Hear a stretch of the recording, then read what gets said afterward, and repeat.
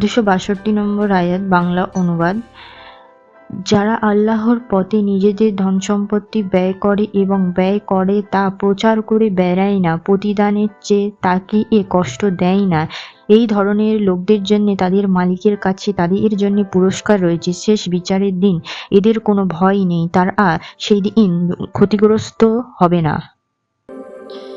তো এটা ছিল সূরা আল বাকারার 262 নম্বর আয়াত। তো এই আয়াতে কি বলতে চেয়েছে আমরা সেটা ভালো করে বুঝবো। এই আয়াতে কি লেখা আছে?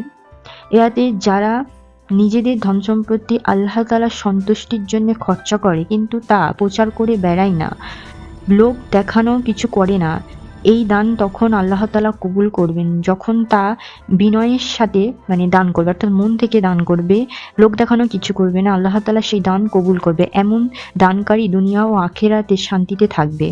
তো নিশ্চয়ই এই আয়াতটি তোমরা বুঝতে পেরেছো।